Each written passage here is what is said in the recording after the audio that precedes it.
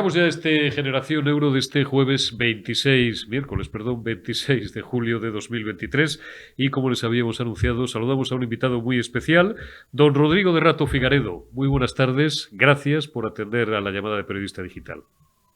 Pues muy buenas tardes, muchas gracias. Muchísimas gracias. Don Rodrigo de Rato Figaredo, aunque todo el mundo le conoce España entera y le conoce el mundo entero, pero recordemos, someramente ha sido vicepresidente del Gobierno de España, ha sido ministro de Economía, ha sido director gerente del Fondo Monetario Internacional, ha sido presidente de Caja Madrid y después de Bankia, más de 30 años de militancia, más de la mitad de su vida en el Partido Popular, hoy alejado y retirado de la política y con una vida tremendamente azarosa en los últimos 10 años, desgraciadamente para él, y que nunca había narrado en primera persona y que narra en un libro que acaba de dar a la imprenta, que es el que tengo yo aquí, que os lo voy a poner delante. Rodrigo de Rato, hasta aquí hemos llegado. Aquí narra usted su peripecia desde lo más alto, sus inicios en política, sus inicios en el mundo de la empresa, después, pues toda la peripecia, por hacer un resumen muy rápido y muy somero, al frente de Caja Madrid, cómo finalmente fue condenado a 4 años de prisión por el asunto de las mal llamadas tarjetas Black, porque una tarjeta de crédito, por definición, como usted mismo explica y explica bien, nunca es opaca, pero bueno, y pasó 2 años en Soto del Real y pues ahora ya retirado, digamos, del primer plano, del foco de la vida pública, se ha decidido contar su historia en primera persona.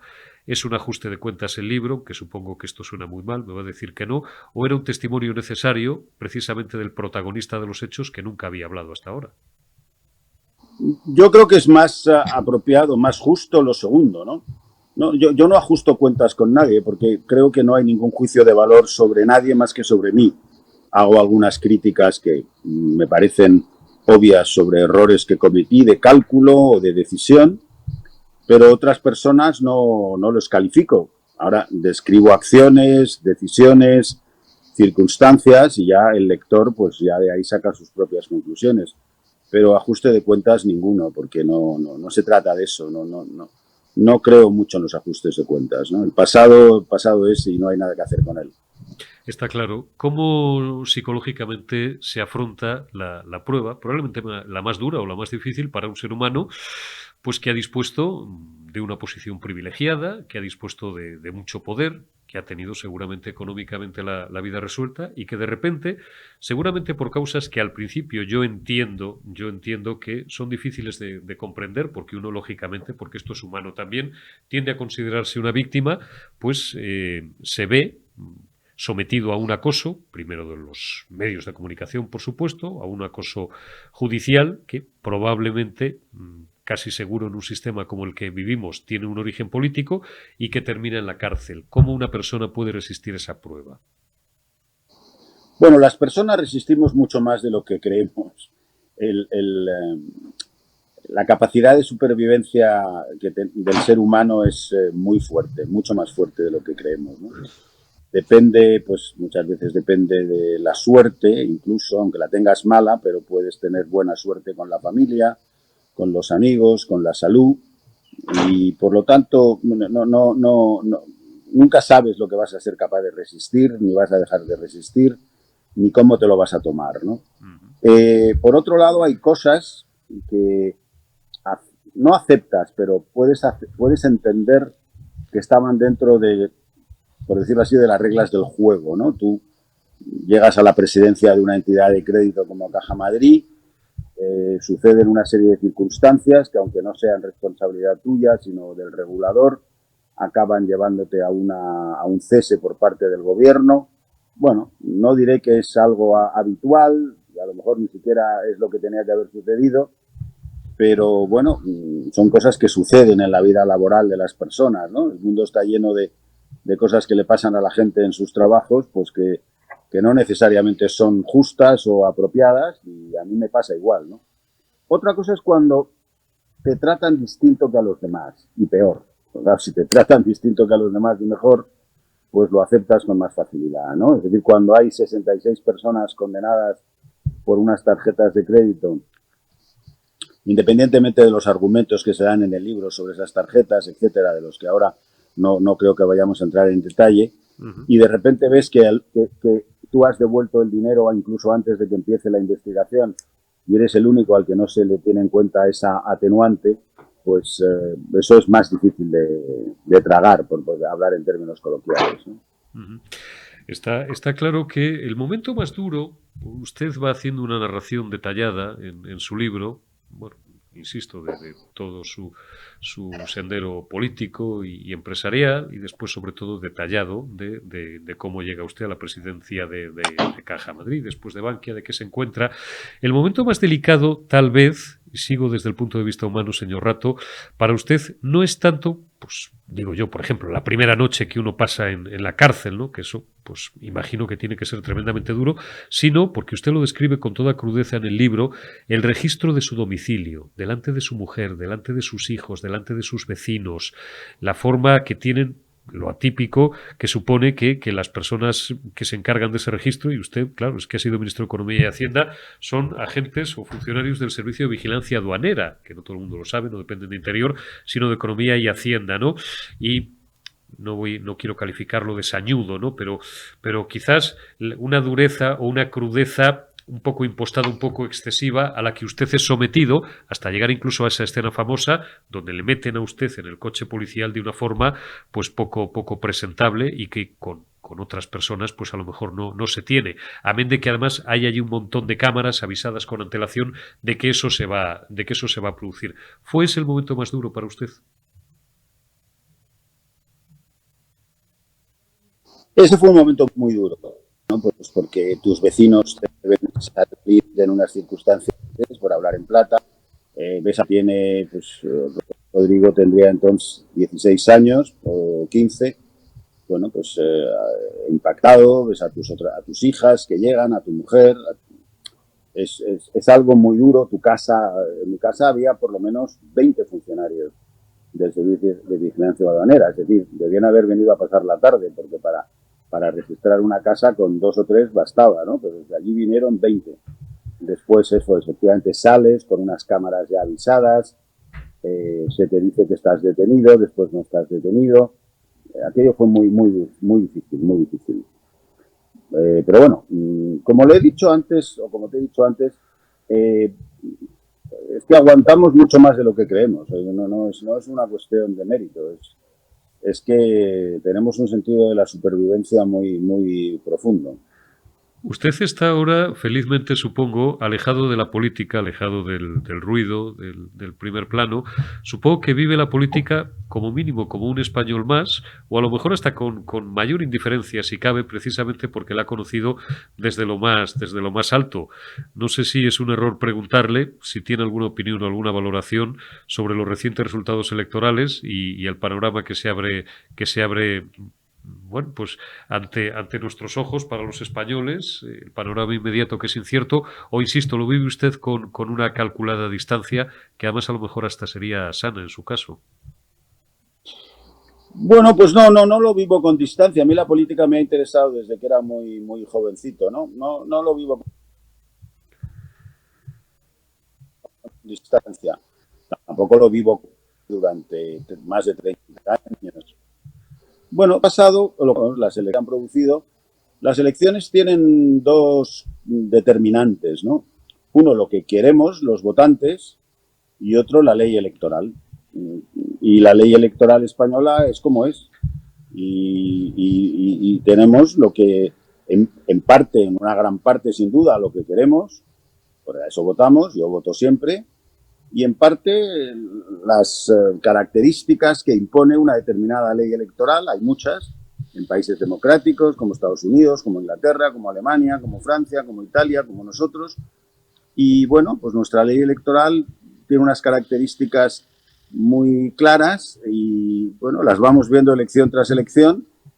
Pero bueno, no está ni en su mano ni en la mía plantearnos si queremos o no otra ley electoral, ¿no? Quizás los partidos políticos o algunos podrían planteárselo, pero no parece que sea un tema que interese, ¿no? Y por lo tanto tenemos unos resultados en los que hay unas determinadas zonas de España que si tienen partidos nacionalistas, ahora ya independentistas, pues tienen un peso muy importante, ¿no? Y eso está en la transición política española y todos lo sabemos y yo creo que todos lo entendemos. Otra cosa es que nos guste más o menos, ¿no?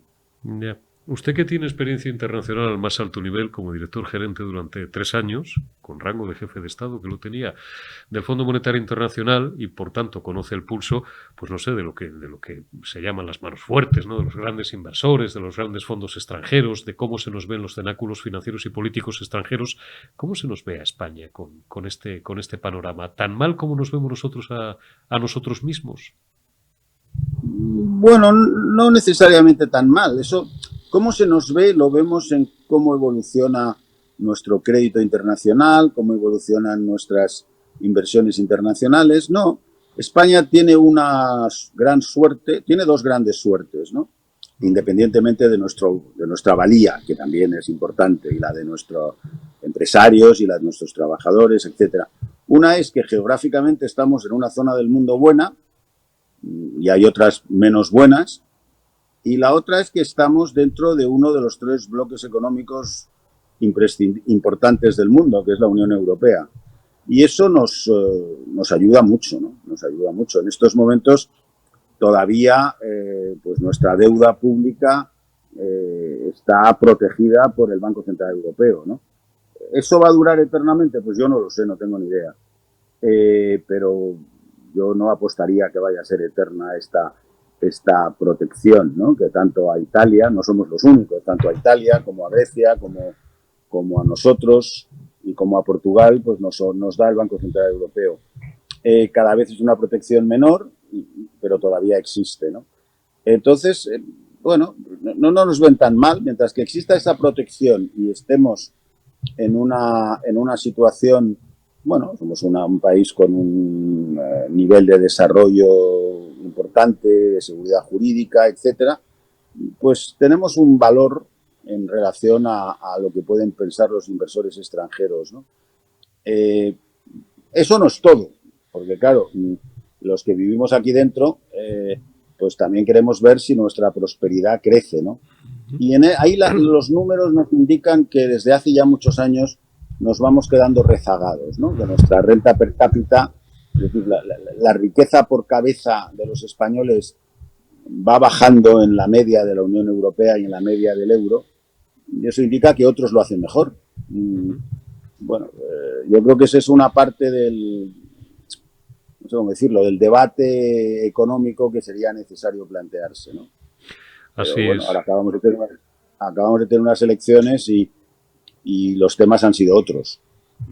Desgraciadamente, y se lo pregunto ya sobre todo al financiero, aunque trufado de su experiencia política como es natural, porque ha sido usted, insisto, ministro de Economía y vicepresidente segundo del Gobierno, con responsabilidad sobre economía, sobre hacienda, sobre industria. ¿Es asumible para un país de la dimensión de España tener ahora mismo un 113 y pico de deuda sobre PIB, tener un paro que duplica, un 13% aproximadamente, que duplica el de los países de nuestro entorno, el de la media de la OCDE, o, bueno, pues tener un déficit que dista mucho de cumplir con las exigencias de Bruselas de un déficit de un 3%? ¿Debemos ser pesimistas, señor Rato, con respecto al futuro económico inmediato, al cual no es ajena la inestabilidad política, o tenemos posibilidades de recuperar una cierta senda de crecimiento y de racionalidad en las cuentas públicas? Uf, qué pregunta, ¿no? Ya, oceánica, ya lo sé. Aquí por preguntar. Bueno, vamos a ver, nosotros llevamos, en términos de renta per cápita, es decir, en términos de riqueza por cabeza española, estamos estancados desde hace muchos años, desde alrededor del 2005, en términos reales, descontando la inflación, ¿no? Y hoy oía en alguna radio que nuestra renta per cápita pues está creciendo mucho menos que la media de la zona euro. Hablaban desde el 2007. Pero todas las cifras nos llevan por ahí, ¿no? Hombre, vuelvo a repetir, tenemos dos grandes suertes. Uno, que estamos en una zona del mundo muy buena, mucho mejor que la mayoría. Y segundo, que estamos en uno de los grandes clubs económicos, en una época en que los bloques económicos pintan cada vez más, ¿no? Y que estamos dentro de una de las 3 grandes monedas del mundo, de las 4 grandes monedas del mundo. O sea, tenemos muchas cosas a nuestro favor. Pero nos vamos quedando atrás. Tenemos una economía que va perdiendo dinamismo y eso quiere decir pues que los problemas de pobreza, los problemas de desempleo, los problemas de oportunidades se van quedando atrás, ¿no? ¿Qué podemos hacer? Pues tenemos que hacer lo que sabemos hacer, porque nosotros somos una de las economías de éxito de los últimos 60 años. Es decir, desde el año 57 España pues, es uno de los países que mejor ha prosperado y más rápido ha prosperado. Por lo tanto, que nos hayamos quedado estancados alrededor del 2005-2006 no quiere decir que no hayamos prosperado antes de eso, ¿no? Tenemos un sector privado yo creo que bastante bueno, no hay más que ver la cifra de exportaciones, que es muy buena, 400.000 millones me parece de exportaciones el año pasado. Y yo creo que tenemos un sector público cada vez menos eficiente, ¿no? Sinceramente lo digo. Y eso, pues, eso pesa, ¿no? Porque es casi la mitad de la economía. Está claro. Oiga, yo era un jovencito, ya era periodista, tenía 25, 26 años cuando ustedes accedieron al gobierno y recuerdo los tiempos que estaba usted en economía y después bueno, la vicepresidencia del gobierno, cuando se empezó a hablar y se hablaba en todo el mundo admirativamente del milagro económico español. Y se hablaba de Rodrigo Rato como el artífice del milagro económico español, en un gobierno que presidía José María Aznar López. El Rodrigo Rato de hoy evoca un poco aquellos tiempos, porque una de las citas que utiliza usted en su libro, que es una de las cosas que más me ha impactado, lo bien que elige usted las citas para cada capítulo, hay una muy buena, el carácter es tu destino, ¿no? Por ejemplo, y algunas más, pero cuando habla usted de que hay que evocar el pasado, porque es la única forma de proyectarnos hacia el futuro, ¿el Rodrigo Rato de hoy recuerda aquellos tiempos, evoca aquellos tiempos o vive más el presente y proyecta hacia el futuro? Hombre, claro que lo recuerdo. Fueron unas épocas muy intensas, por un lado, y también, bueno, yo diría que relativamente satisfactorias. Cualquier tiempo pasado fue mejor, dice el refrán, ¿no? Sí. Bueno, pues además era más joven, muchas cosas hay, ¿no? Pero aparte de eso, bueno, éramos un equipo muy buen conjuntado. A mí siempre una de las cosas que más me gusta en la vida es trabajar en equipo. Yo creo que es de las mayores satisfacciones que se puede tener uno en la vida. En cualquier tipo de actividad, por muy simple a muy compleja que sea, ¿no? Cuando en los momentos de tu vida perteneces a un gran equipo, no tienes por qué ser tú el que mande, unas veces sí, otras veces no, es de los momentos en que más disfrutas, ¿no? Aquel fue un gran equipo. Tanto en economía como en política, y yo creo que cumplimos con nuestra obligación, ¿no? Pero en economía no existen los milagros, no hay milagros. El año 1957 en España no fue un milagro, el año 1997 en España no fue un milagro. La sociedad española, si le das las oportunidades, siempre responde. Ahora, si no se las das, pues es difícil, ¿no?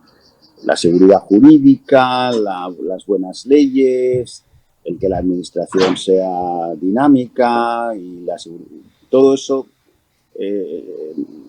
si no lo tienes, pues, es decir, le voy a poner un ejemplo que seguramente yo soy pensionista, como otros casi 10 millones de españoles, ¿no? Pues si para tratar con la seguridad social necesitas la cita previa y el portal de la seguridad social actual, pues vas listo. Dice Escrivá que no hay problemas. Sin ánimo pues de entrar en política, será para él, ¿no? Pues será él el que no. Es tremendo. Don Rodrigo Rato, que me ha encantado hablar con usted. Enseño el libro para que, si nuestros espectadores no lo han hecho todavía, le echen un vistazo, lo lean, porque realmente merece la pena. Rodrigo de Rato, hasta aquí hemos llegado. Un libro donde habla de su vida y narra en primera persona, pues, y cuenta una serie de cuestiones que tienen que ver con toda la peripecia vital, sobre todo de sus últimos 10 años que hasta ahora no había hecho. Le agradezco muchísimo que haya dedicado estos minutos a Periodista Digital. Y le deseo suerte y sobre todo tranquilidad de espíritu, que es lo único que nos queda al final. Desde luego. Muchísimas gracias. Gracias, don Rodrigo. Un abrazo fuerte. Adiós, buenos días. Y gracias también a todos ustedes, a todos vosotros, por habernos acompañado en Generación Euro en este miércoles 26 de julio. Me ha gustado charlar con Rodrigo Rato, un hombre Me recuerda, y no he querido sacárselo adrede en la entrevista ni lo voy a hacer ahora, me recuerda a otra figura a la que yo tuve la oportunidad de tratar personalmente. No voy a decir de ser amigo suyo, porque el ser amigo es una categoría demasiado, pero sí de tratar y de bueno, conocer, digamos, desde el punto de vista humano, que tuvo una peripecia que en algunos aspectos puede asemejarse, ¿no? Y que desde lo más alto, pues llego a tocar fondo durante algún tiempo y me quedo con esa reflexión que cada día me importa menos la política y las finanzas y la espuma, ¿no? Porque dentro de 6 meses será otra cosa y dentro de 2 años será 2 y me importan más las personas y los sentimientos y las emociones, que es al final lo que rige y lo que dirige nuestra mente. El ser humano lo aguanta todo. Esto lo vengo escuchando ya desde hace algún tiempo y además de personas mucho más relevantes y mucho más importantes que yo, que no soy nadie, ¿no? El ser humano efectivamente lo aguanta todo y ahí lo tienen ustedes, con sus luces y con sus sombras, cada uno que le ponga las que quiera, ¿no?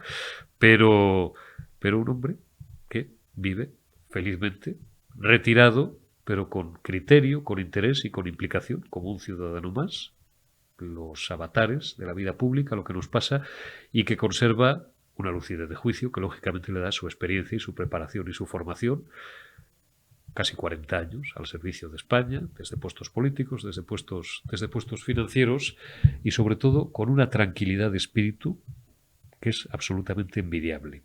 A muchos, entre los que a lo mejor hasta incluso me cuento, a los que nos hubieran pasado una centésima parte de las cosas que le han pasado a Rodrigo Rato o a este otro amigo de quien os hablo a veces, que no voy a citar, pero es fácil saber a quién me refiero, pues no lo sé. Pues hubiéramos terminado, nos hubiéramos vuelto locos o hubiéramos terminado, pues qué sé yo. De cualquier manera, me ha gustado charlar con Rodrigo Rato. Gracias y hasta mañana. Mañana más en Generación Euro. Cuidaos y hasta mañana.